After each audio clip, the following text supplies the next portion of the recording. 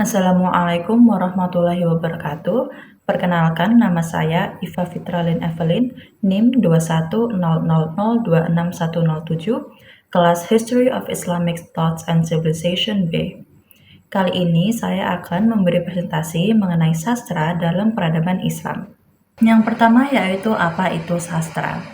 Dalam bahasa Inggris, istilah literatur merujuk pada apa yang dikenal sebagai sastra. Dan menurut Oxford English Dictionary, literatur berasal dari kata litera, yang berarti tulisan yang bersifat pribadi. Sementara itu, dalam bahasa Arab, sastra disebut adab, yang dimana berasal dari kata yang berarti mengundang seseorang untuk makan, yang menyiratkan kesopanan, budaya, dan pengayaan. Kemudian, sastra dalam peradaban Islam. Sastra memiliki peran yang sangat penting dalam sejarah peradaban Islam. Sejarah sastra Islam dan sastra Islami tidak dapat dipisahkan dari perkembangan sastra Arab, dikarenakan bahasa Arab adalah bahasa suci dalam Islam dan Al-Quran. Sastra Arab atau Al-Adab Al-Arabi muncul dalam berbagai bentuk seperti prosa, fiksi, drama, dan puisi. Selanjutnya yaitu perkembangan sastra dalam peradaban Islam. Pada abad 6 Masehi, di saat di mana masyarakat Islam masih dalam masa peradaban jahiliyah, sastra Arab mulai berkembang. Akan tetapi, karya sastra pada era tersebut belum banyak. Namun dapat diketahui bahwa ada dua karya sastra yang sangat penting yang ditulis sastrawan pada masa itu, yaitu Mu'allaqat dan Mufaddaliyat. Pada umumnya, sastra Arab jahiliyah ini memiliki ciri-ciri yang menggambarkan suatu kebanggaan terhadap diri sendiri atau suku, keturunan, dan cara hidup. Sastra Arab memasuki babak baru saat agama Islam diturunkan di Jazirah Arab. Penelitian serta penelusuran terhadap masa-masa kehidupan Nabi Shallallahu Alaihi Wasallam telah memicu para sarjana Muslim untuk mempelajari bahasa Arab dan mengumpulkan kembali puisi-puisi pra-Islam untuk mengetahui bagaimana sesungguhnya kehidupan Nabi Shallallahu Alaihi Wasallam. Perjalanan hidup Muhammad Shallallahu Alaihi Wasallam juga telah mendorong para penulis Muslim untuk mengabadikan dalam sebuah biografi yang dikenal sebagai Al-Sirah dan Al-Nabawiyah. Sedangkan studi bahasa Arab telah pertama kali sebenarnya dilakukan sejak era kekhalifahan Ali radhiyallahu anhu.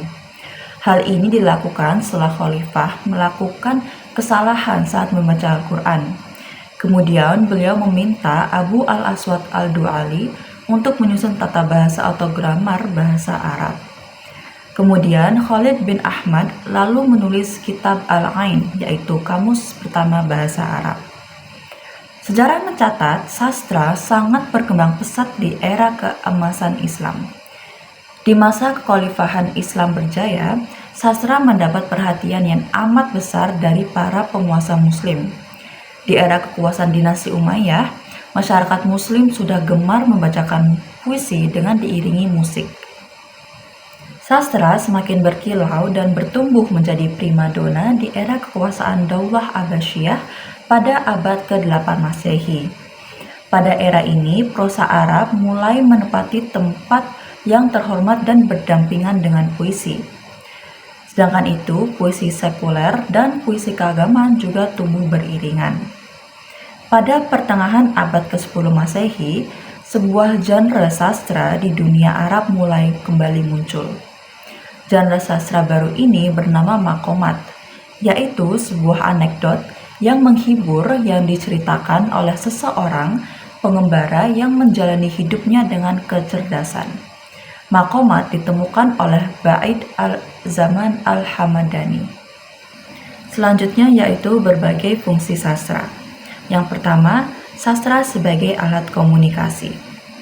Salah satu fungsi sastra adalah untuk menyampaikan pesan-pesan tertentu kepada orang lain.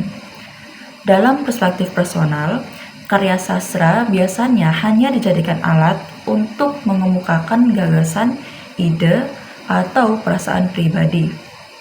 Peran sastra sebagai alat komunikasi sangatlah penting. Sastra pada masa Bani Umayyah memiliki karakteristik yang kuat dalam menyampaikan pesan dan memiliki tema-tema yang mengikuti sastra jahiliyah. Pergolakan politik dan polemik kesukuan menjadikan sastra bertema madah atau pujian dan hijaah atau satair mendominasi. Para penyair memuji khalifah menggunakan puisi yang indah, pun dalam mencela atau mengejek penyair lainnya dengan menggunakan puisi dengan gaya bahasa yang indah pula. Selanjutnya, sastra sebagai alat penerus tradisi dan pelestarian budaya. Semenjak zaman dahulu, manusia telah menciptakan karya sastra dengan tujuan dan fungsi yang bermacam-macam. Karya-karya tersebut menjadi semacam tanda dan penanda sejarah. Oleh karena itu, sastra tak bisa dipisahkan dari kebudayaan yang berkembang dalam masyarakat pada zamannya.